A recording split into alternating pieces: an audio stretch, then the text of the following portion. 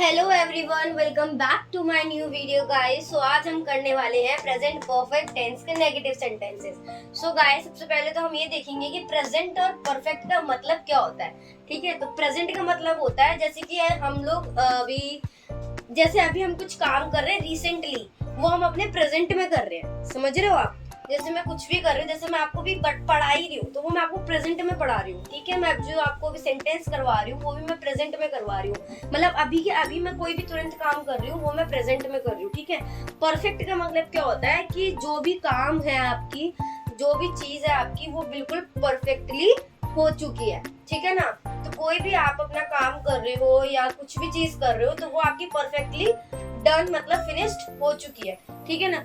और इसमें टेंसेस और इसमें नेगेटिव का मतलब क्या होता है, जो हमारे वाक्य में नहीं का बोध हो रहा है। जैसे हमारे नहीं वाले सेंटेंसेस हो जाते हैं, जिस किसी सेंटेंस में नहीं आता है, मतलब ये होता है कि उसमें नेगेटिव सेंटेंसेस हमारे कहलाते हैं। तो प्रेजेंट परफेक्ट टेंस नेगेटिव का मतलब ये होता है। चलो अब हम इसका हम पहचान देखते हैं। इसकी पहचान क्या है?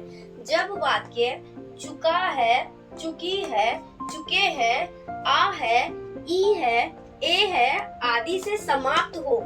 समझ रहे हो आप बात को? जब आपके सेंटेंस के एंड में चुका है, चुकी है, चुके हैं, आ है, ई है, ए है आएगा, वो आपके प्रेजेंट परफेक्ट टेंस कहलाएंगे। अब नेगेटिव कैसे कहलाएंगे? तथा वाक्य में आपका नहीं का बोध हो।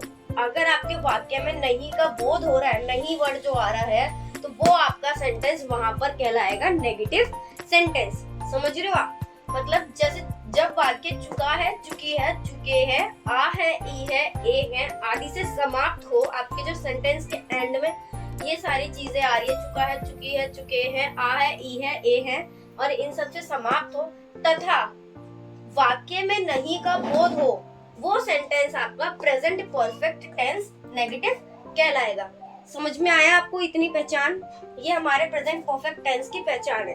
तो अब हम इसके रूल देखते हैं। रूल क्या है? देखो, he, she, it, name, singular.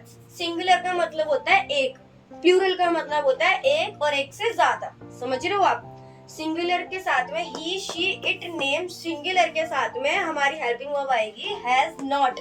क्या आएगी? Has not. नॉट क्यों लग रहा है? क्योंकि हमारे नेगेटिव सेंटेंसेस है। हैज नॉट प्लस वर्ब की थर्ड फॉर्म लग जाएगी हमारी, उसके बाद में हमारा ऑब्जेक्ट लगेगा। ठीक है, ये हमारी सिंगुलर की, ये हमारा ही, शी, इट, नेम के साथ में हैज नॉट आ जाएगा, प्लस वर्ब की थर्ड फॉर्म आएगी, प्लस ऑब्जेक्ट आएगा। ठीक है, और अब बात करते हैं I, we, you, they, boys, girls, plural, एक या एक से ज्यादा, उन सब के साथ में हमारा हैव नॉट आ जाएगा, प्लस वर्ब की थर्ड फॉर्म आएगी और प्लस ऑब्जेक्ट आ जाएगा। ठीक है, ये हमारी पहचान हो गई, ये हमारा रूल हो गया। अब मैं आपको कुछ अपने जैसे कि फॉर एग्जांपल बताती हूँ कि हमें सेंटेंसेस यूज कैसे करने हैं और सेंटेंसेस हमें बनाने कैसे। अब आप पहला सेंटेंस देखो, यह उसने नहीं किया है। यहाँ पर किसी इंसान की बात की जा रही है, यहाँ पर किसी मनुष्य की बात की जा रही है कि जो इंसान है, लड़का हो या लड़की हो, यहाँ पर कोई पर्टिकुलर लिखा नहीं है कि लड़का या लड़की, इसमें ये लिखा है यह उसने नहीं किया है। कोई भी हो सकता है, वो लड़का भी हो सकता है, लड़की भी हो सकती है। तो मैंने लगाया है ही के साथ में, मतलब ही एक सिंगुलर की बात की जा रही है, किसी एक इंसान की बात की जा रही है, तो सिंगुलर के साथ में हमारी कौन सी हेल्पिंग वर्ब यूज हो रही थी? Has not. तो देखो, ही हैज नॉट नहीं किया है, करने की इंग्लिश क्या होती है? डन। ठीक है ना? थर्ड फॉर्म लग रही है done. He has not done it. यह उसने नहीं किया है। He has not done it. तो ये काम जो है वो किसी इंसान के द्वारा नहीं किया गया है। समझ रहे हो आप? तो ये जो काम है वो नहीं किया गया, तो इसमें हमारी ट्रांसलेशन क्या बनती है? यह उसने नहीं किया है। He has not done it. Got it? इतना समझ में आया आपको? अब आप सेकेंड एग्जाम्पल देखो, तुम उसे नहीं पीट चुके हो।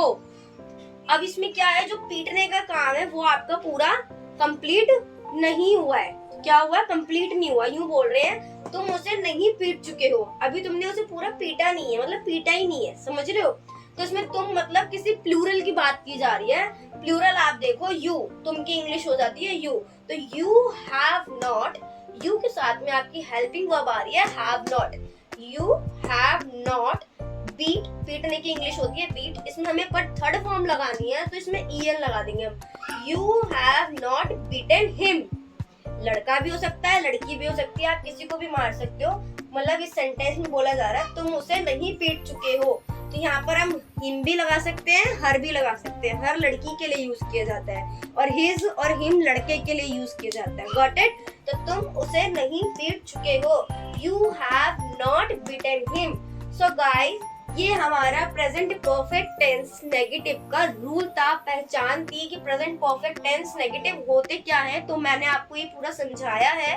अगर आपको अच्छे से समझ में आया होगा तो प्लीज आप लाइक कमेंट शेयर जरूर करके जाना और कमेंट करके जरूर बताना कि आपको वीडियो कैसी लगी।